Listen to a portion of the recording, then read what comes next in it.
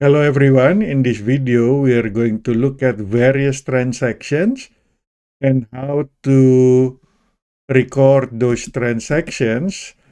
First we are going to use these columns, different columns for different accounts, so you can see how each transaction affects these accounts. Okay, so on the first one, the company sold 1,000 shares of common stock to several investors for cash of $12,000. So we have to think about what accounts are affected by this transaction. So the company is going to receive $12,000 cash. So cash goes up by 12,000, and then equity, common stock, goes up by 12,000. Okay. So we're going to increase cash by 12,000, and then common stock also increases by 12,000. Remember, accounting equation requires us to make sure that the left-hand side equals the right-hand side, assets equals liabilities plus equity. And revenues will increase the retained earnings, expenses will decrease the retained earnings, and dividends will decrease the retained earnings. So at the end, we are going to check that our left-hand side equals right-hand side. Okay, or debit equals credit. The second one, the company raises additional funds by borrowing $3,000. So the company gets cash, $3,000, and promised to pay the amount borrowed plus 8% interest in 1 year. Okay, in 1 year. So the company is going to receive $3,000 cash, and it borrows money from the bank, so it will sign a notes payable. So notes payable is a liability for transactions that are not regular transactions with the supplier. So if the company borrows money from the bank, for example, it will be recorded in notes payable. But if the transaction is because they buy products or services from the suppliers that they haven't paid, the payable will be recorded as accounts payable. Okay, so we have here notes payable of $3,000 that we will have to pay later. March 3rd, the company purchased office equipment from a supplier and paid $4,500 in cash. So that means our cash goes down by 4,500. So we put negative sign, 4,500 here. But we get an equipment, 4,500. Okay, so it's possible for a transaction to affect both assets. Okay, so one asset goes down, one asset goes up, the accounting equation is maintained. March 4th, the company purchased 6 months insurance policy for $1,200 cash. Now, this is what we call a prepaid expense, a prepaid insurance. Why? Because we prepaid the coverage of the insurance for the next 6 months, not just this month. If it's just for this month, it will be recorded as an expense. But because we have the right to use it for the next 6 months, we record it as an asset called prepaid expense. Okay? Especially because this is for insurance, we can call it a prepaid insurance. $1,200 in cash. Okay, so you see, This is prepaid insurance part of an asset, $1,200. And again, cash goes down by $1,200. One asset goes down, one asset goes up with the same amount. Our accounting equation is good. March 6, the company purchased office supplies $6,500, and the Hamilton office supply agreed to accept full payment, not right away, not now, but in 30 days. So we bought these office supplies for it's under supply here, $6,500. But because we do not pay it immediately, we have to pay it later. That's what we call accounts payable. Okay, we will have to pay that amount, $6,500 later. And because this is from regular operational transaction, buying products, buying services from our supplier, it's called accounts payable. Okay, March 10, the company sold advertising services, so they have provided the services in exchange for $8,800 cash. This is a service company. Providing a service is its business. Okay, so when the company received the cash, $8,800, they will put $8,800 under cash. Cash goes up. But because the company has already provided the service, it can recognize revenue, okay, or service revenue, $8,800. Okay, March 15, the company again provided advertising services, $3,300.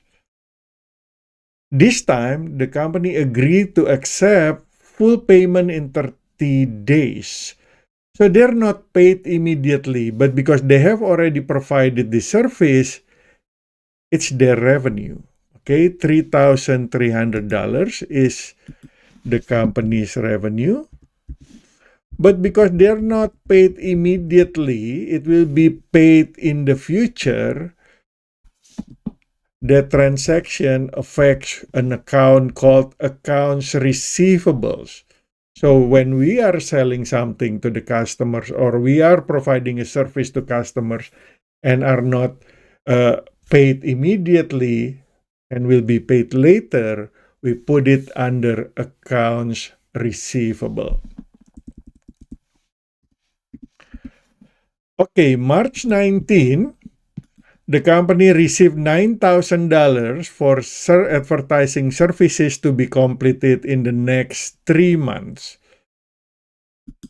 So the company received cash, $9,000. But they haven't done anything yet. Because they haven't done anything, they haven't provided this service, it's for the next 3 months. Actually, the transaction affects a liability called unearned revenues. Because by receiving that $9,000 cash, the company now has an obligation to provide service for the next 3 months. Okay, that's an unearned revenue. Be careful, the name may mislead you to think that that's a revenue. No, the company has not earned it yet. That's why it's called an unearned revenue. Okay, so it's a liability. March 23rd, the company pays $6,000 cash for the supplies previously purchased from Hamilton Office Supplies. So remember, when the company purchased the supplies, they didn't pay right away. So they created accounts payable to show their obligation to the supplier. Now they're paying $6,000 of this. So when the accounts payable is paid, it goes down by $6,000.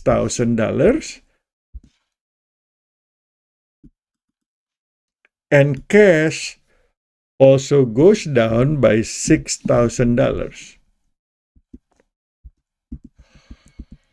A decrease in asset, a decrease in a liability. For the same amount, we maintain the accounting equation.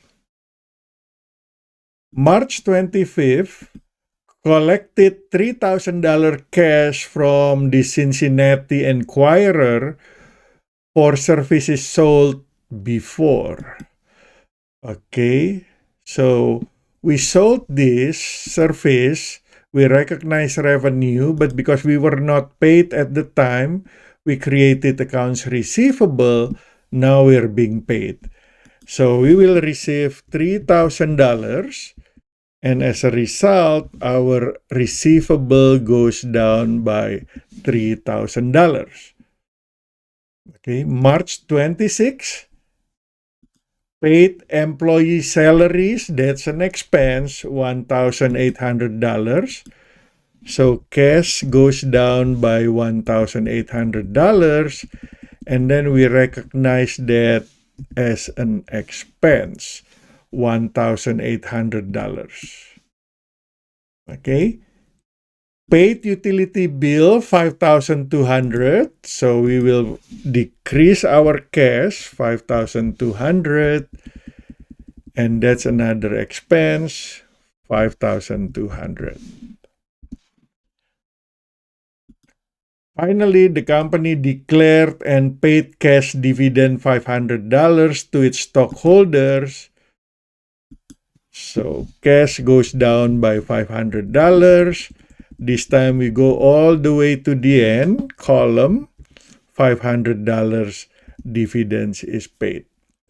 Okay, so that's how we analyze transactions and how they affect different accounts and whether the accounts go up or go down. Okay, so now we can calculate the ending balance. Get your calculator and calculate this ending balance for each account here.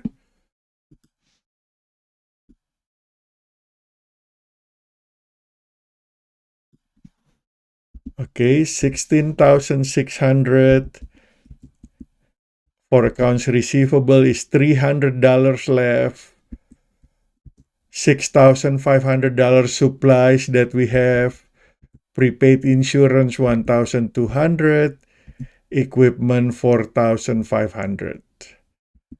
Accounts payable that we owe is $500 left. Let me change the color here. Okay. We still have unearned revenue obligation we have to do for the next 3 months, $9,000. $3,000 notes payable we have to pay our bank. Okay, and then we move to equity. $12,000 common stock. The column is not big enough. $12,200. Oops. $12,100 revenues. $7,000 expenses, and $5,000 dividends. So those are the ending balances. Now let's take a look at the subtotal. So total asset is going to be 16,600 plus 300 plus 6,500 plus 1,200 plus 4,500. Okay, so total asset is $29,100. Let's take a look at the total liabilities. 500 plus 9,000 plus 3,000 is 12,500. And let's calculate total retained earnings, equity and common stock and retained earnings equals common stock plus revenues minus expenses minus dividends. Okay, 16,600 total equity. Now we can calculate equals total liability plus total equity, 29,100. That's the same as the left-hand side, 29,100. Okay, so these columns that we use here is very useful to show us the impact of a transactions on different accounts. However, if we have many accounts, it's going to be hard physically because we don't have enough space to cover all the accounts with so many different columns, right? It doesn't fit. So what we are going to do next is, in the next video, I'm going to talk about the journal entry, how to do it the way that it's done by companies in chronological order for each transaction. But this is a good method to learn how to analyze a transaction and how the transaction affects different accounts. Thank you for watching.